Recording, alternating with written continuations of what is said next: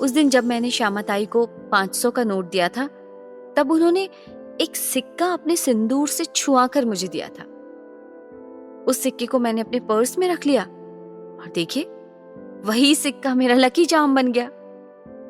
उसी दिन मैंने अपना प्रोजेक्ट डिसाइड किया कि मुझे इन ट्रांसजेंडर्स को काम देना है। फिर मैं सोच में पड़ गई कि इनके लायक ऐसा कौन सा काम हो सकता है जो ये बहुत मन से करें और जहां पर इन्हें कोई हिकारत की दृष्टि से ना देखे। बहुत सोचा, बहुत सारे आइडियाज आए, चले गए, और फाइनली जो सबसे बेहतरीन आइडिया आया वो ये था कि मैं स्ट्रीट डॉग को ट्रेन करूं और उसमें ये सारे ट्रांसजेंडर्स मेरी मदद करेंगे। अगले दिन मेरी छुट्टी थी और मैं वापस श्यामा ताई के पास पहुंच गई। वो पहली नजर में मुझे देखकर पहचान नहीं पाई, लेकिन फिर तुरंत ही उन्हें याद आ गया था। उन्होंने कहा, तुझे कैसे भूलती, 500 देने वाली तू अकेली ही थी, लेकिन तेरे उस नोट में इतनी बरकत थी कि तेरे देने के बाद मेरा पूरा पर्स भर गया। मैं मुस्कुरा उठी। मैंने कहा कि तब तो आपको मुझे कोई रिटर्न गिफ्ट देना चाहिए। वो भी हंसने लगी और कहने लगी कि हमारे पास दुआओं के अलावा होता भी क्या है।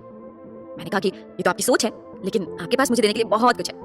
और तब मैंने उन्हें अपने प्रोजेक्ट के बारे में बताया। मैंने उनसे कहा कि अगर आप काम करना चाहती हैं तो मेरे पास आपके लिए एक बहुत अच्छा काम है। जानते हैं कैप्टन साहब, उसके बाद क्या हुआ? श्यामा ताई ने आगे बढ़कर मुझे गले से लगा लिया। उन्होंने कहा, बेटी है तू मेरी। उनकी भावुकता को देखकर मेरी भी आंखों में आंसू आ गए। मैं जानती हूँ उनके समूह में कुछ ऐसे लोग भी हैं जो आराम से भीख मांगना ही चाहते और कोई काम ही नहीं करना चाहते। इसलिए मैंने उनसे कह दिया, आप किसी को भी जोर जबरदस्ती से मेरे पास लेकर नहीं आएंगे। जो भी खुद अपनी इच्छा से और पूरी सहमति से ये काम करना चाहते हैं, सिर्फ वो ही लोग मेरे साथ जुड़े। मैं उन्हें एक उचित पारिश्रमिक भी दूंगी। अब आप बताइए कैप्टन साहब, 25 लोगों की हमारी टीम है, उन सबको एक सम्मानित सैलरी मुझे देनी है, जिससे उन्हें भीख ना मांगना पड़े। इसके लिए मुझे भी तो कहीं ना कहीं से कोई अर्निंग करनी होगी ना। उसी के लिए मुझे पेट्स का हॉस्टल भी बनाना है, जिससे रईसजादों के प्यारे प्यारे पालतुओं को कभी नहला धुलाकर, तो कभी सजाकर, कभी ग्रूम करके, या कभी कुछ दिन के लिए उनके पेट्स सीटिंग करके मैं पैसे कमा सकूं, और साथ ही अपनी डॉग ट्रेनिंग करके देश के लिए भी कुछ कर सकूं। लेकिन अगर सरकार की तरफ से मुझे अनुदान या सहायता मिल जाती है तो मेरे लिए बहुत आसान हो जाएगा। बस ये सब सोचकर सरकार के चक्कर लगा रही थी। अगर कुछ बड़े लोग भी मेरे साथ जुड़कर सहयोग कर देते तो मेरा प्रोजेक्ट अब तक शुरू हो चुका होता। लेकिन ट्रांसजेंडर्स को उनकी भीख मांगती गलियों से मुझे बाहर निकालना है, उन्हें भी एक सम्मान भरी जिंदगी देना चाहती हूँ, और इसी के लिए रात दिन एक करके अपना प्रोजेक्ट तैयार कर रही हूँ। अब आप बताइए, कैसा लगा मेरा प्रोजेक्ट? आप कमाल है मिस्टर पाठी, वाकई आप कमाल है। आपका प्रोजेक्ट बेहतरीन है। आपका प्रोजेक्ट इतना बेहतरीन है कि मैं ही क्या, मेरे सारे सीनियर इस प्रोजेक्ट को अप्रूव करेंगे, और मैं कैप्टन अनंत शर्मा आज बल्कि अभी से आपकी हर मदद करने की पूरी कोशिश करूंगा। आज से ठीक 15वें दिन हम आपका प्रोजेक्ट मेरे उच्च पदस्थ अधिकारियों के समक्ष पेश कर देंगे। आप निश्चिंत रहिए, आपका प्रोजेक्ट जरूर पास होगा। बातें करते करते तेजस्विनी का घर आ गया। उसकी सोसाइटी के नीचे से उतारकर अनंत अपने फ्लैट के लिए आगे बढ़ गया। मुस्कुराती हुई तेजस्विनी कुकी के साथ ऊपर चली गई। नहा धोकर फ्रेश होकर उसने कुकी को खाना दिया और अपनी डायरी लेकर बालकनी में जा बैठी। जाने क्यों, उसे बचपन से आदत थी, वो डायरी लेकर रोज रात बालकनी में बैठा करती थी। लेकिन डायरी को खोलने के बावजूद वो कभी कुछ लिख ही नहीं पाती थी। आज भी उसने डायरी एक बार को खोली, सामने की तारीख देखी और डायरी वापस बंद करके रख दी। कॉफी का कप हाथ में पकड़े मुस्कुराते हुए वो आज दिन भर के बारे में सोचती रही। आज का दिन वाकई बहुत ही प्यारा बीता था। पिछली रात उसे भयानक भोपाल वाला सपना भी नजर नहीं आया था। उस सपने के बारे में सोचते ही अचानक उसे आनंद की लैबोरेटरी याद आ गई। जाने क्या सोचकर उसने लैपटॉप उठाया और भोपाल गैस त्रासदी को सर्च करने लगी। बालकनी में झूले पर झूलते हुए वो त्रासदी की एक एक घटना पढ़ती रही, और वहीं पढ़ते पढ़ते जाने कब उसे नींद आ गई। एक बार फिर वही आधे अंधेरे और उजाले से घिरा बड़ा सा कारखाना, इधर उधर बैठे बातें करते मजदूरों को पार करता एक गलियारा, और गलियारे के अंत में एक बड़ा सा लोहे का दरवाजा, जिसके पीछे एक छोटी सी प्रयोगशाला। तेजस्विनी वापस उसी प्रयोगशाला में पहुंच चुकी थी। विशाल और शांभवी आपस में बातें कर रहे थे। शांभवी बहुत घबरा रही थी। उसे डर था कि अगर उसके ऊपर काम करने वाले अधिकारियों ने सेफ्टी मेजर्स की ओर ध्यान नहीं दिया तो गैस रिसाव के कारण कभी भी कारखाने में हादसा हो सकता है। वो विशाल से इन्हीं बातों में उलझी हुई थी कि तभी पीछे से एक मीठी सी गहरी आवाज उसके कानों में पड़ी, शांभवी। मुस्कुराते हुए वो पीछे पलटी और उसी समय विशाल ने कहा, लो आगे तुम्हारे शिव जी। शांभवी ने देखा कि वो सामने खड़ा मुस्कुरा रहा था। उसने हाथों में कुछ पेपर्स पकड़ रखे थे। मैं सारी रिपोर्ट तैयार करके ले आया हूँ, पर हम रिपोर्ट्स यहाँ नहीं देखेंगे, चलो मेरे साथ। उसने हाथ आगे बढ़ाया और शांभवी ने धीरे से उसका हाथ पकड़ लिया। उसका चेहरा जो अब तक प्रकाश के विपरीत खड़े होने से नजर नहीं आ रहा था, एकदम से रोशनी में आ गया, और उसका चेहरा देखते ही वो चौंक उठी। कैप्टन अनंत! तेजस्विनी इस नाम को लेते हुए चौंक कर उठ बैठी। ये क्या था?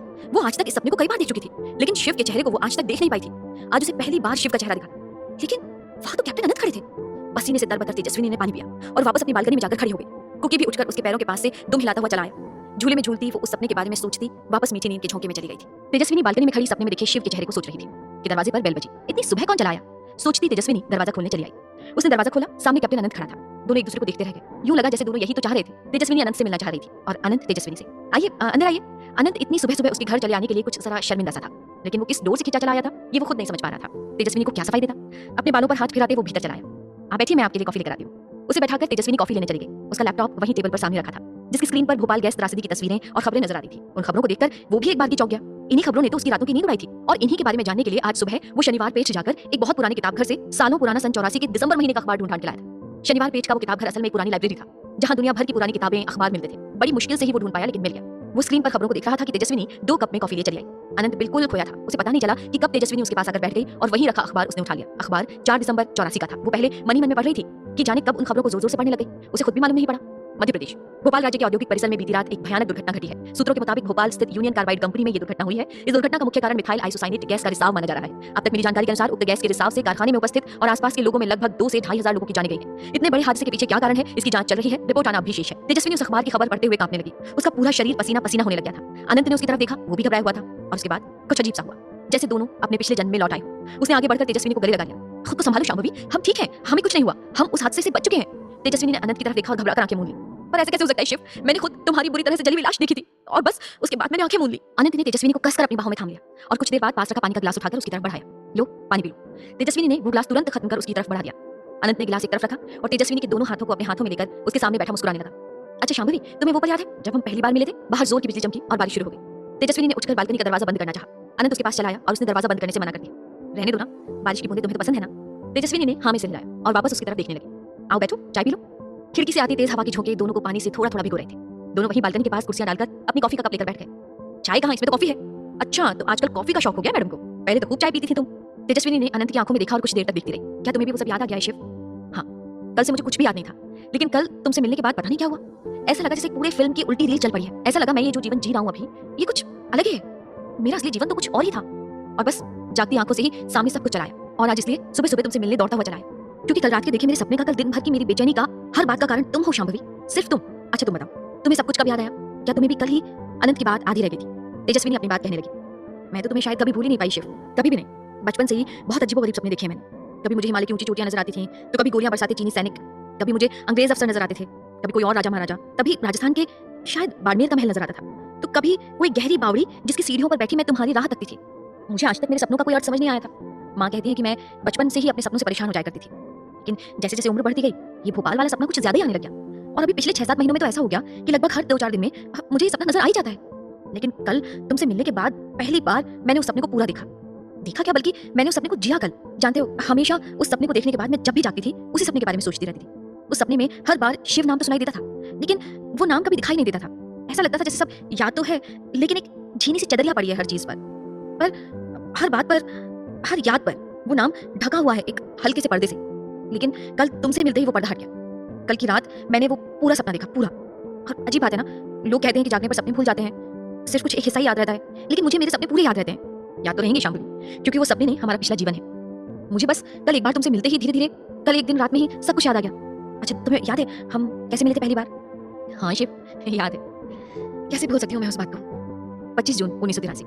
शांभवी सुबह सुबह कॉलेज के लिए तैयार हो रही थी। शांभवी बेटा जल्दी कर, तेरे पापा कारखाने जाते जाते तुझे भी कॉलेज छोड़ जाएंगे। मैं आज कहीं नहीं जा रहा शंभू की माँ, आज घर पर बैठकर रेडियो पर क्रिकेट वर्ल्ड कप की कमेंट्री सुननी है बस, आज फाइनल मैच है।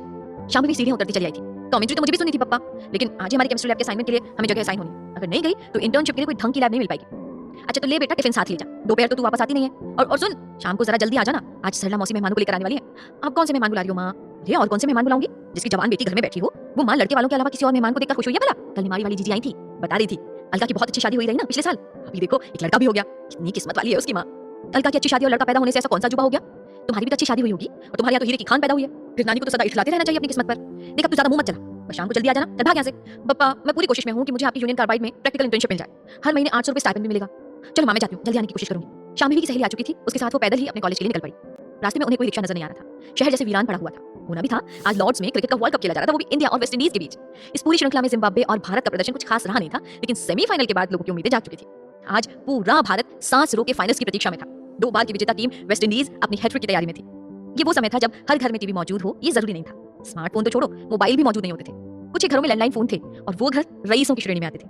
शिव की बुआ का घर भी ऐसे ही घरों में से एक था। उनके पास उस जमाने में टीवी और लैंडलाइन दोनों थे। शिव की बुआ का घर बजाज कॉलोनी में था, जो यूनिवर्सिटी के पीछे ही रहती थी। शांभवी सुन, एक बात बोलूं? हाँ बोल ना रीनू। देख आज वर्ल्ड कप फाइनल है, हमें तो इंटर्नशिप की जगह मिल चुकी, तुझे भी तेरे पापा वाला कारखाना मिल गया है, तो मेरी एक बात मानेगी? हाँ बोल ना। मेरी चाची का घर है पीछे, चलना वर्ल्ड कप फाइनल वहीं देख लेते हैं। बस थोड़ी देर लगेगी, ज्यादा देर हुई तो चाची से बोलकर तुझे घर छुड़वा दूंगी। हाँ में सिर हिलाती शांभवी रीनू के साथ चल पड़ी। बजाज कॉलोनी शहर की पुरानी बसी कॉलोनी थी। दोनों वहीं बाहर रिक्शा से उतर गए, आपस में बातचीत करती दोनों चली जा रही थी। एक से एक खिलाड़ी है, तुझे पता है वो कपिल देव है ना, टीम का कैप्टन। सबकी नजरें उस पर टिकी हैं। तूने कब देख लिया रीनू? अरे हर मैच की कमेंट्री सुनी है मैंने, मेरे घर पर तो सारा दिन रेडियो चलता रहता है। चल आजा अंदर। लोहे का छोटा सा गेट खोलकर दोनों अंदर चले आए। सबसे बाहर के कमरे में ही टीवी रखा था, वो भी इस ढंग से कि कमरे के बाहर से भी लोग टीवी देख सकें। कमरा आस पड़ोस के लोगों से भरा हुआ था। घर के सदस्य और पड़ोस के बुजुर्ग कुर्सियों पर थे, बाकी बच्चे और लड़के लड़कियां जमीन पर बिछी दरी पर ही अपनी जगह बनाए हुए थे। कमरे के दरवाजे और खिड़की के बाहर भी लोगों का हुजूम उमड़ा पड़ा था, जिसे जहां जैसे जगह मिल रही थी वहीं से झांककर टीवी स्क्रीन पर नजर जमाए हुए था। इतनी भीड़ भाड़ में कमेंट्री भी साथ साथ चल रही थी। कोई सैयद किरमानी की तरफदारी कर रहा था तो कोई संदीप पाटिल की, पर सबसे ज्यादा वोट पाकर सबके दिलों की धड़कन कपिल देव ही बना हुआ था। वो दोनों भी अपनी जगह बनाकर किसी तरह उस भीड़ भाड़ में बैठ गई। शांभवी भी जहां बैठी थी वहीं पास एक लड़का बैठा था। उसके पीछे भी एक लड़का बैठा था जो हाथ में डायरी लिए बीच बीच में कुछ लिखता भी जा रहा था। शांभवी ने आलती पालती मार रखी थी। साथ बैठे लड़के का घुटना न चाहते हुए भी बार बार उसके घुटनों से टकरा रहा था और वो तिल मिलाकर रह जाती। पहले अनजाने में होने वाली टकराहट अब जानबूझकर होने लगी थी। शांभवी ने एक दो बार उसे घूर कर देखा भी, लेकिन भीड़ भाड़ ही ऐसी थी कि सामने वाला भीड़ का बहाना बनाकर बच जाता।